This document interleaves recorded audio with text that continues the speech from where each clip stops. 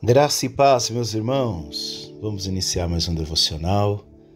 Que bom estarmos em unidade, mesmo que por distância, a palavra do Senhor tem nos unido.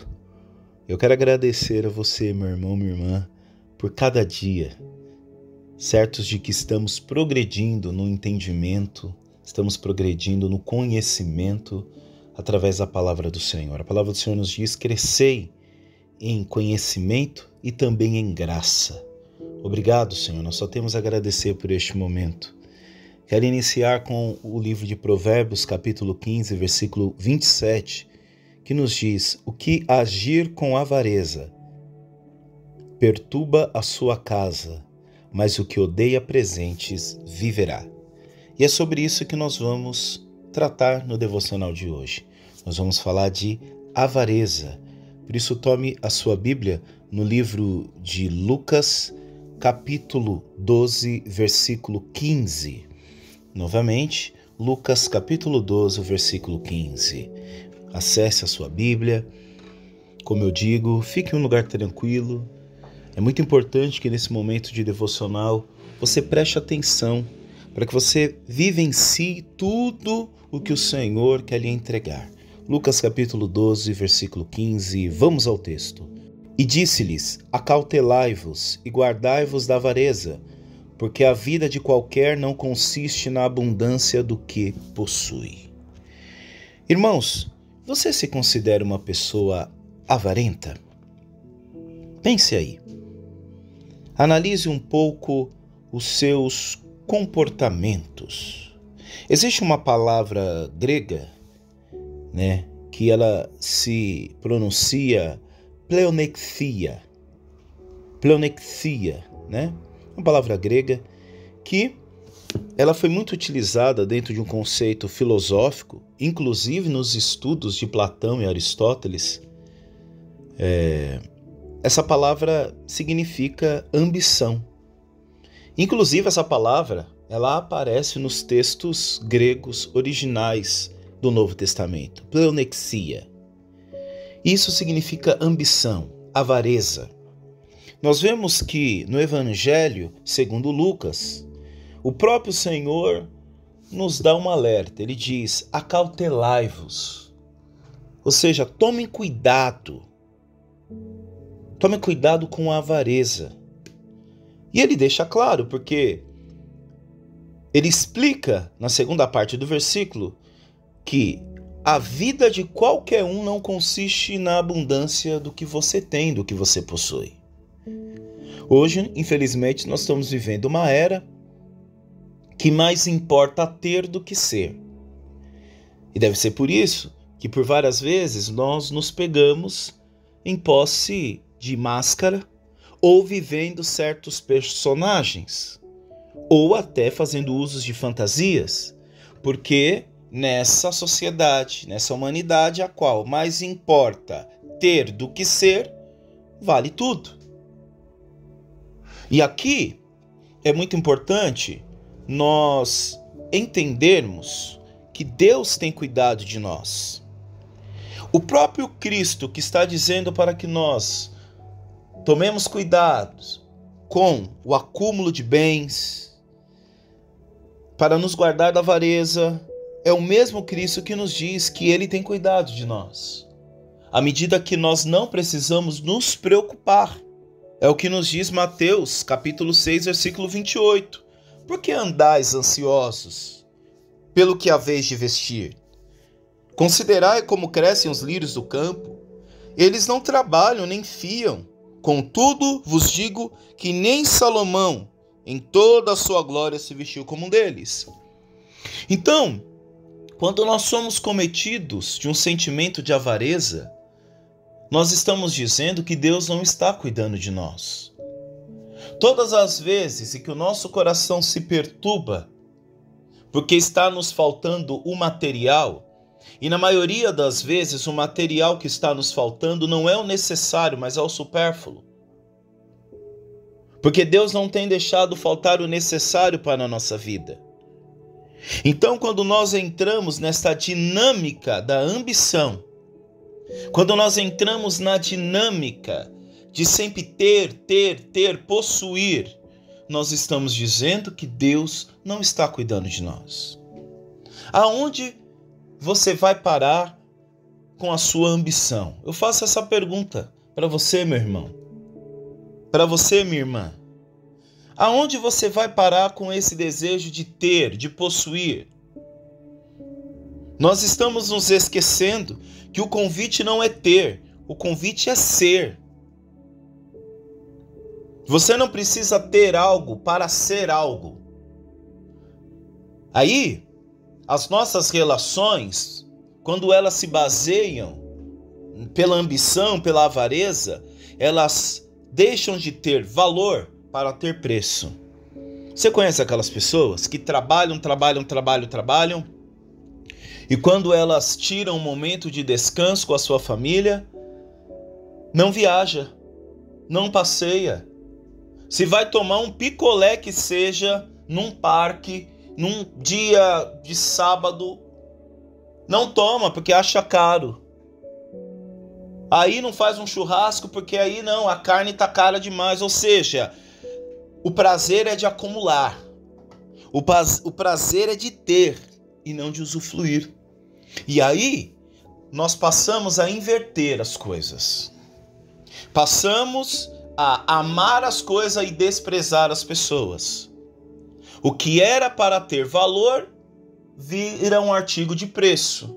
E o que sempre foi preço, à medida de que não existe nada debaixo do céu que não vai se deteriorar, não existe nada debaixo do céu a qual a traça e o ferrugem não vai corroer, nós acabamos invertendo a ordem das coisas.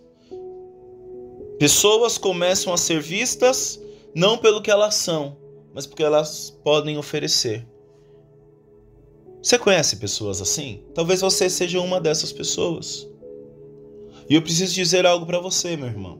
Você está perdendo tempo.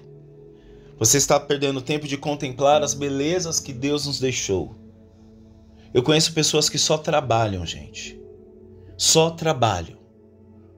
E aí, nessa ânsia de ter, de possuir, de ficar rico, muitas delas ficaram doentes.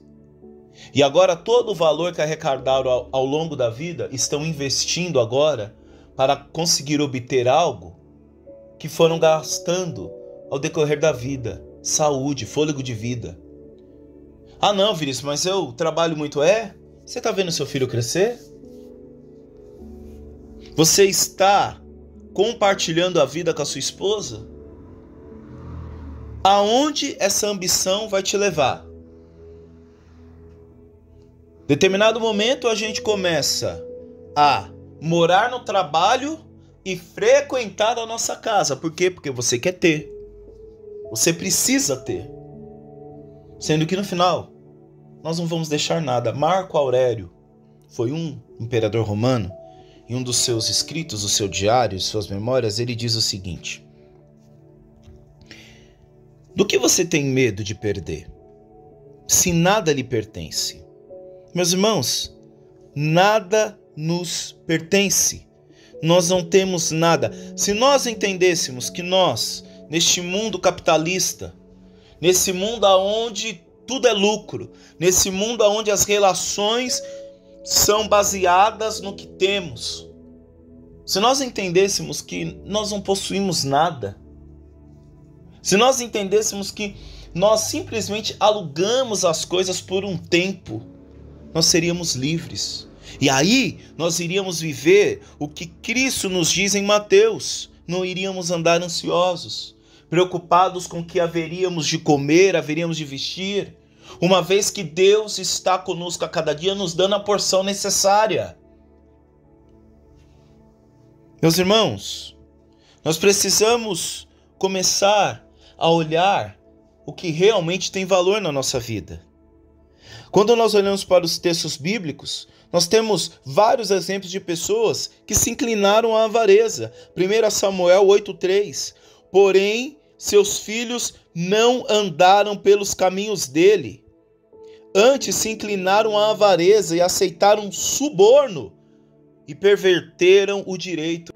E esses aqui, meus irmãos, são filhos de Samuel, filhos de um profeta, filho daquele que ungiu Davi na casa de Jessé. Não foi falta aí de um exemplo. Porque talvez você diga, eu sou avarento porque eu aprendi com meu pai. Eu sou assim avarento porque eu aprendi com a minha mãe. Veja, os filhos de Samuel, olha o que o versículo diz. Eles deixaram o seu coração se inclinar à avareza. O problema é, meus irmãos, quando alguns pecados encontram em nosso coração espaço. Eles aceitaram suborno. Sabe o que é aceitar suborno? É você ser pago para falar o que viu, o que você não viu. Suborno é quando você é pago para falar que ouviu aquilo que você não ouviu, presenciou aquilo que você não presenciou. Quando alguém lhe paga um suborno, você está negando seus valores, você está negando quem você é e você está transformando todas as relações em relações de negócio, porque o importante não é caráter, o importante não é se manter íntegro diante de Deus, o importante é dinheiro, o importante é a moeda de troca. E tem outros exemplos na Bíblia, a qual o coração que se dobrou à avareza caiu. Meu irmão, pare com esse costume de ambição, de avareza. Você não vai levar nada dessa terra. Olha o que essa palavra nos diz. Mateus capítulo 6, versículo 20. Mas ajuntai tesouros no céu, onde nem a traça nem a ferrugem consome, e onde os ladrões não minam, nem roubam, porque onde tiver o vosso tesouro, aí estará também o vosso coração. A candeia do corpo são os olhos, de sorte que se os teus olhos forem bons, todo o seu corpo terá luz. Meu irmão, onde está o teu tesouro? Aonde está o teu tesouro é aonde você entende que vale a pena consumir a tua vida. Agora vamos fazer o inverso desse questionamento. Pelo que você tem consumido a sua vida? Pelo que você tem dado, consumido o seu tempo? Não esqueça, estamos falando tempo de vida. Veja aí. No que for majoritário, é nisso que você está empregando tempo de vida. Quais são os pontos que nós podemos aplicar através dessa palavra? Primeiro, cultive o contentamento. Uma pessoa grata, uma pessoa que está contente com aquilo que Deus tem feito, não tem espaço para ambição. Porque ela entendeu que a cada dia Deus tem dado a porção necessária para ela. É o que diz Filipenses capítulo 4, versículo 11. Não estou dizendo isso porque esteja necessitado, pois aprendi a estar satisfeito em qualquer circunstância.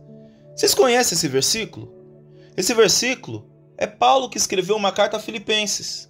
E depois desse versículo vem aquele versículo famosíssimo, que os irmãos tomam ele fora de contexto. Qual é o versículo? Pois tudo posso naquele que me fortalece. Na verdade ele diz, pois posso todas as coisas naquele que me fortalece.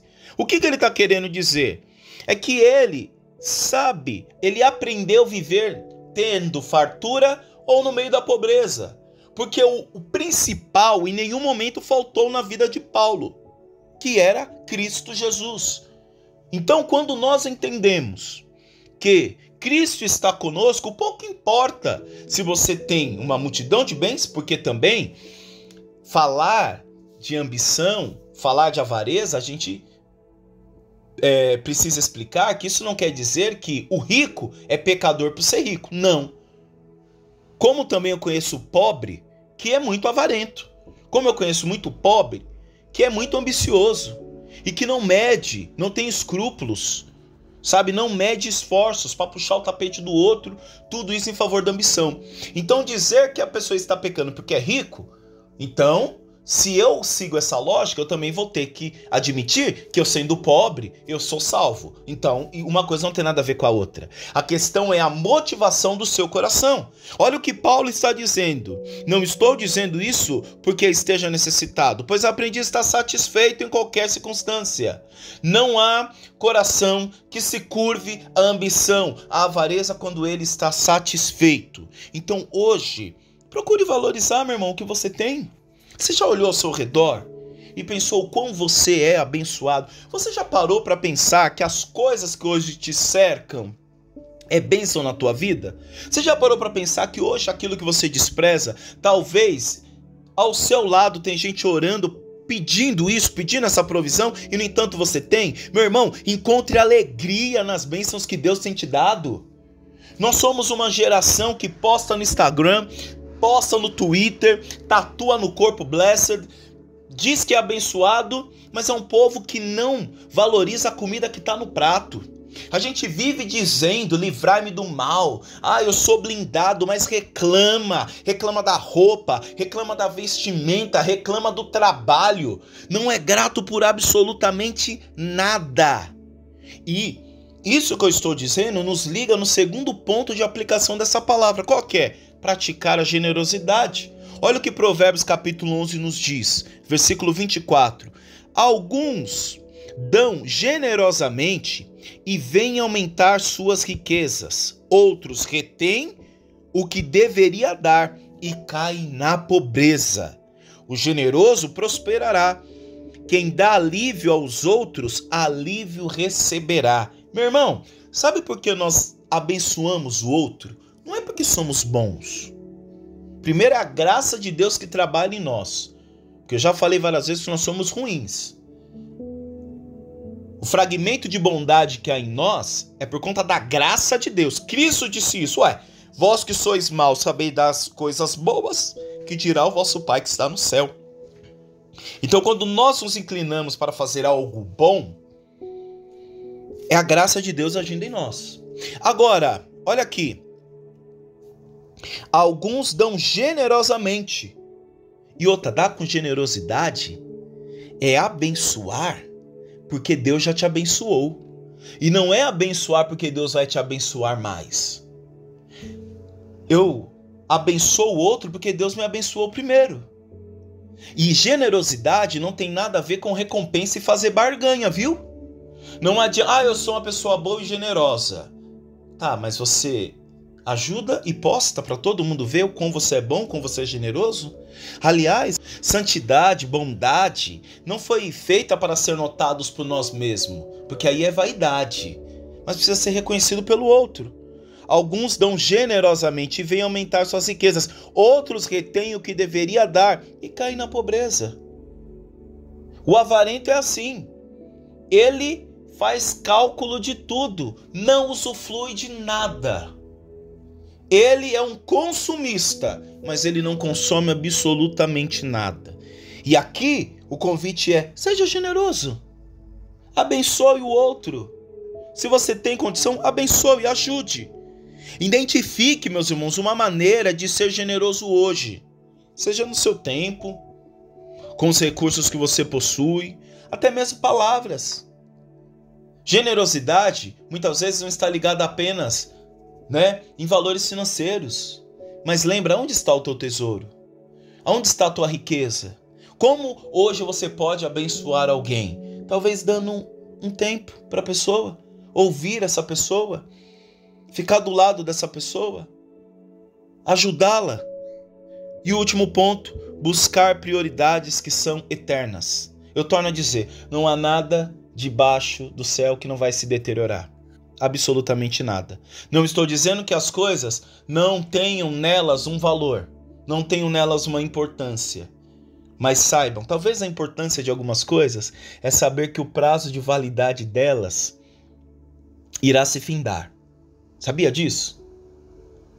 Talvez se nós entendêssemos que brevemente, eu digo isso breve, uma vez que a vida do ser humano é curta, Salomão disse isso.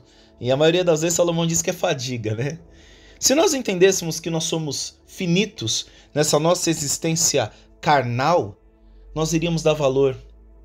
Nós iríamos dar valor. Nós iríamos priorizar o que verdadeiramente importa, o que tem valor. Mateus capítulo 6, 19, 21 diz: não acumulem para vocês tesouros na terra. Foi o que eu acabei de dizer. Onde traça e ferrugem destrói. E dura coisa é quando nós vemos algo sendo corroído pela traça e pelo ferrugem, porque elas não cumprem mais o seu propósito. As coisas precisam ser usadas, usufruídas. Pessoas precisam ser amadas, cuidadas, cultivadas. Agora, objetos, eles quebram, se deterioram. Quebram, a gente compra outro. Não tem condição de comprar? Não compra. Outras alternativas. Que a nossa vida não esteja pautada naquilo que a traça corrói, naquilo que com o tempo vai se acabar.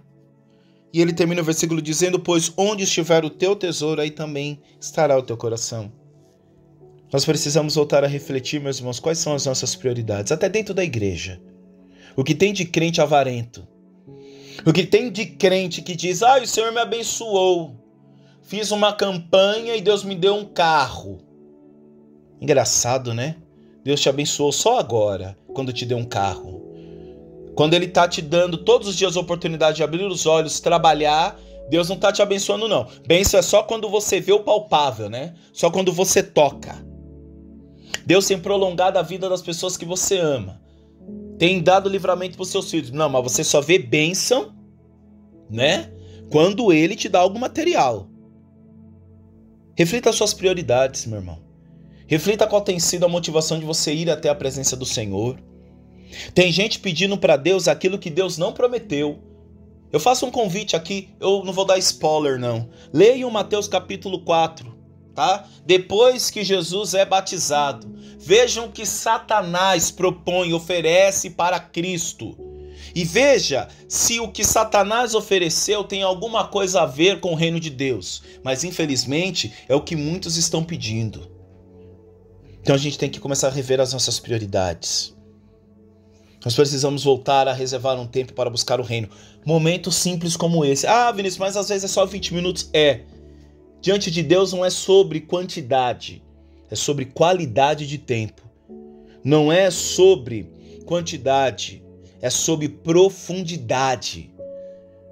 Deus sempre colocou as pessoas em movimento. Jesus foi aquele que tirou as pessoas de águas rasas para fazer com que as pessoas mergulhassem, saíssem da sua zona de conforto, saíssem da mediocridade. Aqui eu não estou falando mediocridade de uma forma pejorativa, não, porque medíocre significa mediano. E Cristo é aquele que te convida a avançar para águas mais profundas. Ei, você foi feito para algo superior. É muito pouco nós acharmos que Deus nos trouxe nessa terra para nos dar um apartamento e chave da vitória. Não. Deus te convidou para ser extensão da graça dele, embaixador da mensagem da reconciliação. Deus te deu carisma, Deus te deu dom. Deus tem te protegido, tem te dado livramentos. É tempo de nós focarmos no que importa, mudar, a nossa mentalidade, como diz Romanos capítulo 12, renovar a nossa mente. Isso é metanoia. Mudança de comportamento, mudança de mente, mudança de lugar. Precisamos voltar a reservar, meus irmãos, um tempo para o reino. Colocar Deus em primeiro lugar, sabe? Em oração, leitura bíblica. Não esqueça aquilo que eu disse. Aquilo a qual temos consumido a nossa vida evidencia onde está o tesouro do nosso coração. Vamos orar. Pai querido, Pai bendito, nós te louvamos e agradecemos por esta palavra, Deus. Obrigado porque a tua palavra nos lê. A tua palavra esquadrilha os nossos pensamentos, os nossos comportamentos. A tua palavra é um convite a mudarmos, Pai. Senhor, perdão. Perdão pelas vezes que temos sido avarentos, ambiciosos. Perdão pelas vezes que temos ambicionado coisas que o Senhor não tem sonhado para as nossas vidas. Perdão pelas vezes que buscamos ser bem-sucedidos, Senhor, em projetos, em propósitos que o Senhor não desenhou para a nossa vida, que o Senhor não colocou para nós. Pai, nos livre, ó Deus, de todo plano, que venhamos ser prósperos, bem-sucedidos, que não for os teus planos, Pai. Nos livre de portas, de reuniões, de ocasiões, de amizades que vão nos levar à ambição, à avareza. Pai, que o nosso coração esteja no teu reino, Senhor, que é um reino perpétuo, que é um reino de glória, que é um reino, ó Pai, a qual o oprimido, Senhor Deus, tem voz. Pai, nos ajude a olhar as bem-aventuranças e nos ver nelas, Senhor. Nos ajude, Senhor, a ser humildes de coração, a nos contentar. Nos ajude, Senhor Deus, a fazer do nosso dia a dia uma oração de gratidão, Senhor, a Ti. De modo que o Senhor não tem faltado, o Senhor tem nos dado tudo o que necessitamos. Pai, que no dia de hoje os nossos olhos sejam olhos de gratidão. Arranca do nosso coração a avareza. Arranca do nosso coração, Senhor Deus, a ambição, Pai. Do que adianta o homem ganhar o mundo inteiro e perder a sua alma? Nos ajude, Deus, para que o nosso nome esteja escrito no livro da vida, Pai. Em nome de Jesus, amém. Um forte abraço, meus irmãos. Deus abençoe e até amanhã. Tchau, tchau. Fique com Deus.